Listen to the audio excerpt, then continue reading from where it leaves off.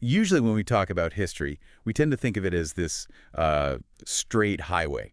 Right, like a perfectly straight line. Yeah, like you get in the car in the year 1800, you press the gas, and you just drive straight forward. And you eventually arrive at today. The road is paved, the signs are clear. Exactly. And you never pass the exact same thing twice. I mean, it is deeply comforting to think of it that way. We really like the idea of chronological predictability. Oh, absolutely. It's this sense that we are always moving forward into something entirely unprecedented. But then you step into the world of contemporary art, specifically where it, crashes into emerging technology. Yeah, and suddenly that forward-moving highway feels a lot more like a traffic circle. It really does. We just keep driving past the exact same historical landmarks, just in slightly different cars. Right. You look out the passenger window and think, wait, haven't we been here before? We absolutely have.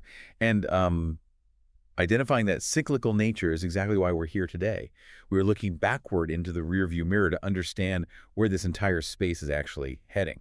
Which brings us to the mission for you today, for those of you listening. Right. So for everyone following along, this is part 3 of our continuing documentary series exploring the intersection of art and technology. And today we are pulling our insights from this really brilliant publication called the Phygital Times. And yes, for you taking notes at home, that is spelled with a PH. It rhymes with digital. Right. It's published by LV Agency, Inc., based out of New York. And their methodology for analyzing all this is quite rigorous. It's intense, actually. Yeah, they rely on a framework they call numeric humanism, and they combine that with systems analysis developed by an entity called SURR.ai. SUR.ai. Exactly. It's a highly structured way of digesting cultural data. So let's do a quick reset for you on where we are in this series. In our previous deep dive, part 2, we established the raw numbers. We looked at a rebounding art market. We looked at a rapidly advancing technological medium. And crucially, we looked at a massive institutional reporting system that somehow had absolutely no dedicated line for that advancing medium. Right, we laid out the data. But today, we aren't just looking at those numbers in a vacuum. We're reading them against 4 distinct historical patterns. And because we're dealing with history and, subjective interpretation, we need to be incredibly precise for you. So we're going to employ a framework the publication calls the dual lens rule. Yes. As we move through these 4 historical patterns, we are going to rigidly separate the information into 2 distinct buckets. 2 buckets. First, we will give you the verifiable data, the unshakable ground truth of what actually happened. They call this the record. The who, what, and when. The hard facts. Exactly. And once we establish that historical reality, we will move to the reading. And I will state plainly when we make that transition. Right, so the listener always knows where we are.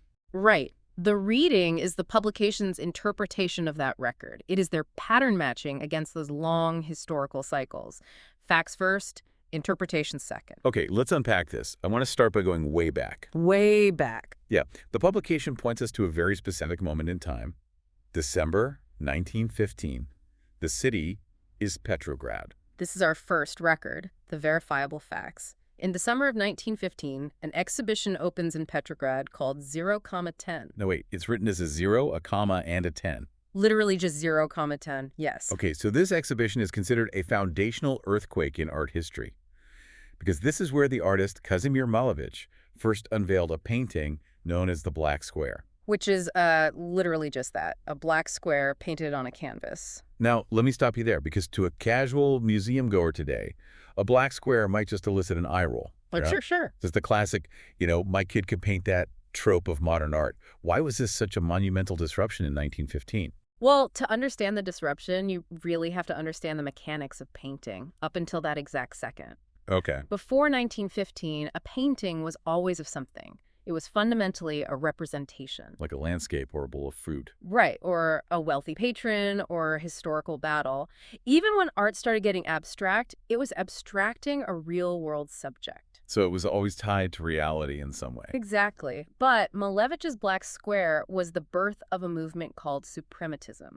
It was the absolute violent end of representation as the default condition of art. Wow. So it was a painting of nothing but itself. Yes. Which leads to the highly specific name of the exhibition. The 0,10. Right. The organizers chose the number 0 to represent the point at which all old aesthetic forms were completely exhausted. Like they hit absolute rock bottom, the reset point. Exactly. And 10 represented the number of artists in that room who were intending to move past that 0 point into the unknown. Okay, so the record establishes 1915 as this massive reset. But the publication brings that record right up to today. They do, because Art Basel, which is arguably the largest, most influential art fair on the planet, recently named its brand new digital art section. And they named it 010. Yes, that is the complete record. Now let's move into the reading. Okay, so here is the interpretation. This is how the publication interprets that choice. 111 years after Petrograd, you have a massive section carrying that exact name, sitting squarely on the main floor of the world's premier art fair. Right.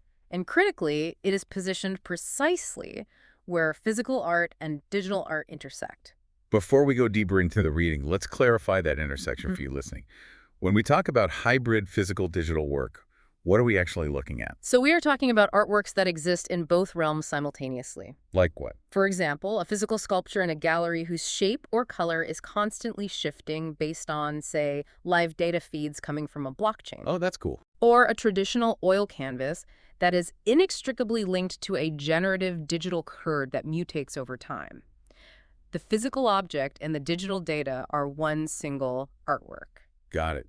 It's totally integrated. So Art Basel places this wild new hybrid category under a giant sign that says 010. And according to the publication's reading, whether that naming choice is a deliberate historical homage by the organizers or just an unconscious echo, Right. it functions as a profound structural claim. It frames this new hybrid physical-digital work as a genuine reset of the medium's foundations. Not just a novelty. Exactly. It is a 0 point functioning the exact same way that Malevich's black square functioned for the people standing in that cold room in Petrograd. I'm going to have to push back on that a little bit. Go for it. Are we really saying that, like, writing complex generative AI code or minting a digital token is the philosophical equivalent of wiping a canvas clean and painting a black square?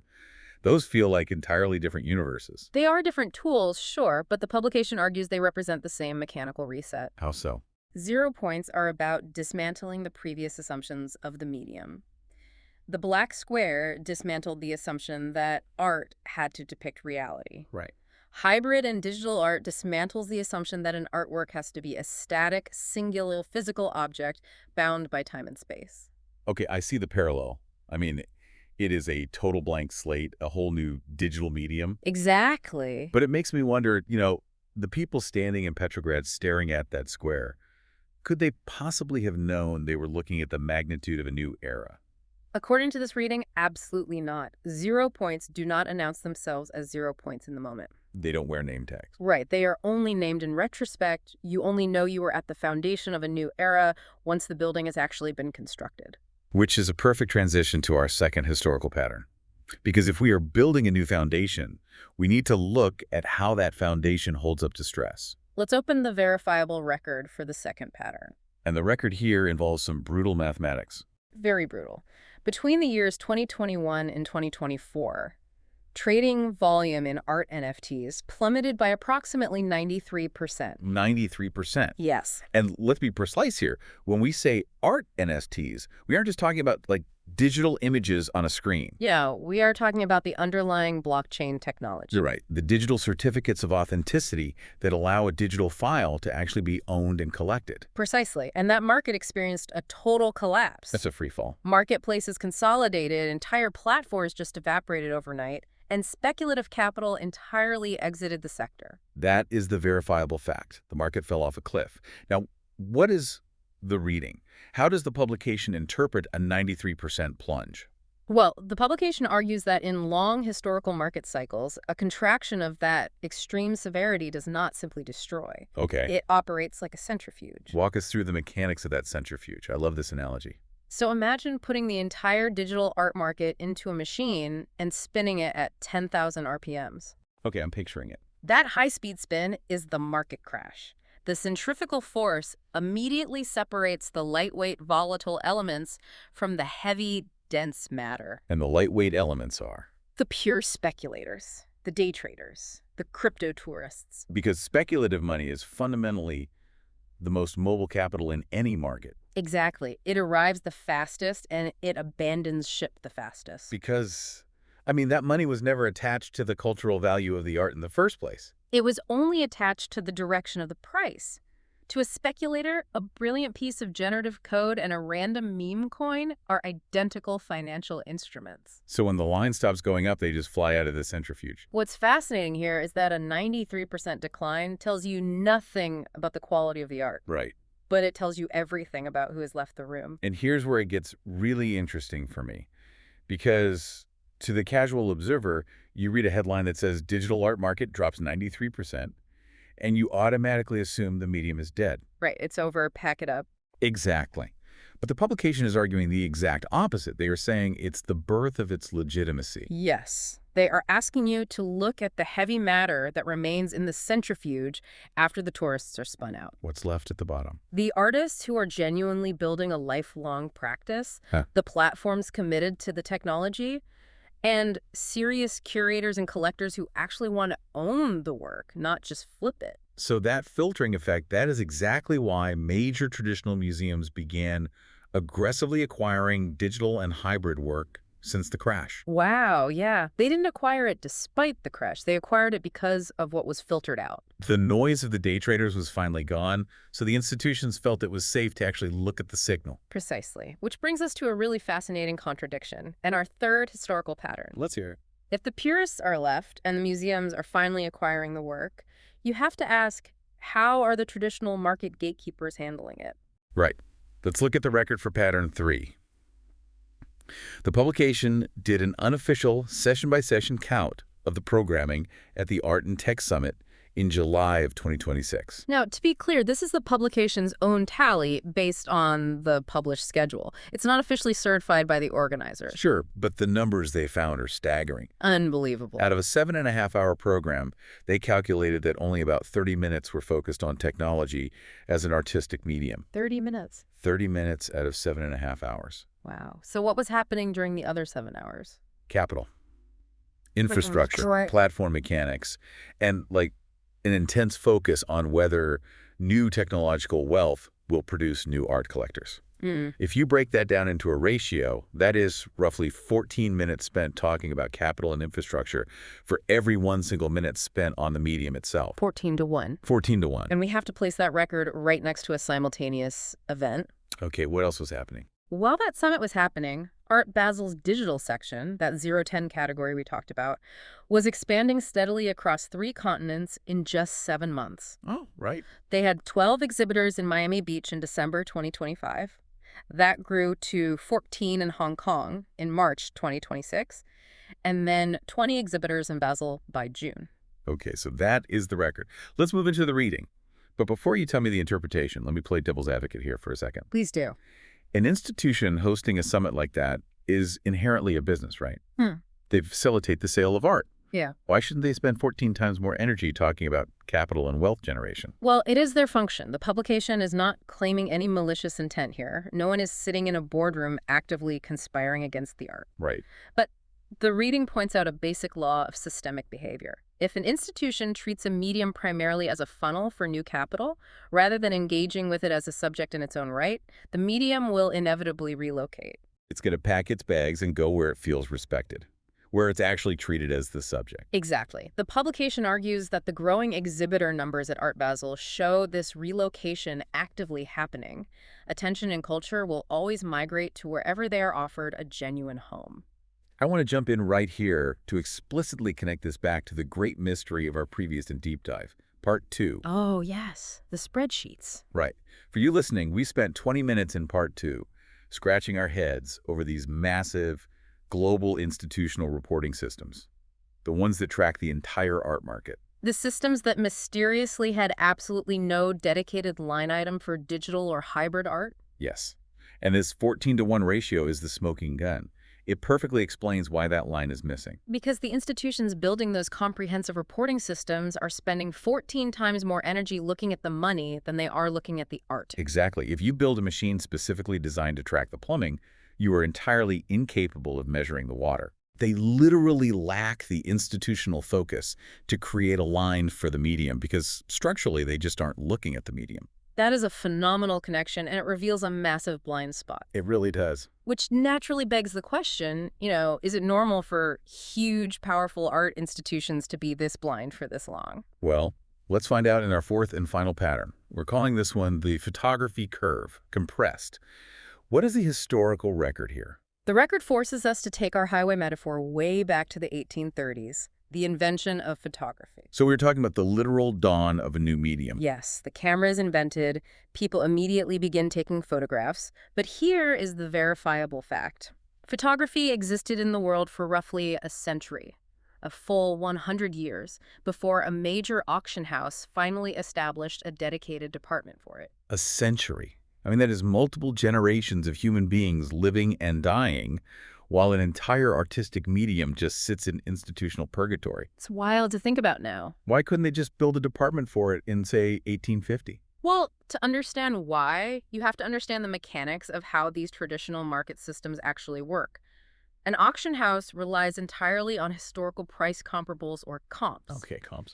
When a specialist appraises an oil painting, they look at what similar oil paintings sold for over the last 50 years to validate their estimate. So it's a system built entirely on precedent. Exactly. So when a completely net new medium like photography arrives, there is no precedent. There are no historical price comps. Right. And because there are no comps, the auction house won't hire dedicated specialists. And without specialists, they can't establish a category or a department. It is an institutional catch-22. Precisely. So for 100 years, the record shows that brilliant photography absolutely existed. It was made, it was criticized, it was exhibited in galleries, hoarded by passionate collectors. But the big market systems refused to legitimize it. They just lacked the market infrastructure to treat it as a collectible field rather than a technical curiosity. That is the record. Now, let us pivot to the reading. According to the publication, the digital, hybrid, and specifically AI art movements are currently repeating this exact institutional hesitation. Trapped in the same catch-22. Yes. The shape of the pattern is undeniably identical. The work exists. The series purists are making it. Yes. The museums are quietly acquiring it after the centrifuge crash. Yes. And it is being exhibited at the largest fairs in the world, like we saw with the 010 section. Yes.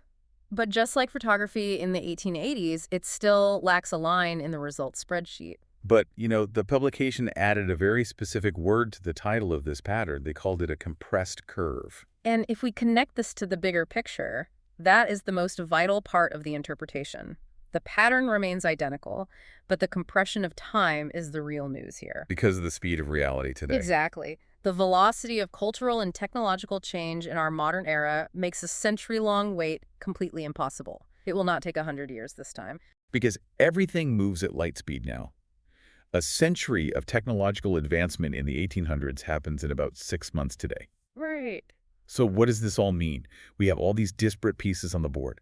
Let's synthesize exactly what we've unpacked for you today. Let's lay it all out. We just walked you through 4 completely different time horizons. Right. We have a horizon of 111 years, looking back at Malevich's Black Square and the original 0 point in 1915. Then we have a 4-year horizon looking at the brutal centrifuge of the market crash from 2021 to 2024. We have a single day looking at the 14-to-1 ratio of money talk to art talk at a summit. And we have a full century tracking the agonizing wait for photography to get its own department. And when you pull back and read all 4 of those distinct horizons together, they describe a very clear mechanical phenomenon. They describe an artistic medium that is continuously, relentlessly advancing forward, while the massive institutional systems built to measure that medium constantly lag behind. Sometimes they lag by decades. And sometimes they lag by a single afternoon of programming. But here is the critical takeaway for you, listening right now. That lag between the art and the institution is not evidence that the medium is failing. It just feels like failure if you are staring at the spreadsheet waiting for a category to appear. Exactly. Historically, the publication points out that lag always closes. The institutions always, eventually, catch up to the art. They have to, or they risk total irrelevance. Which brings us to the absolute edge of the map for today's deep dive. Right. These 4 patterns, this meticulous record in reading, they show us exactly what has happened historically. But they don't settle the incredibly thorny argument at the center of this entire documentary No, they series. don't. We have been circling the central tension for 3 parts now. And that central tension is this. When an institution finally does catch up, when they finally take this wild, advancing, borderless digital medium and force it into an older, larger historical category, is that an act of recognition?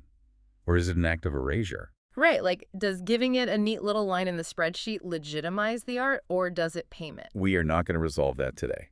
In the next part of this series, part 4, we are going to take those two fiercely opposing positions and we are going to crash them directly into each other. It is going to be a phenomenal debate. It really will be.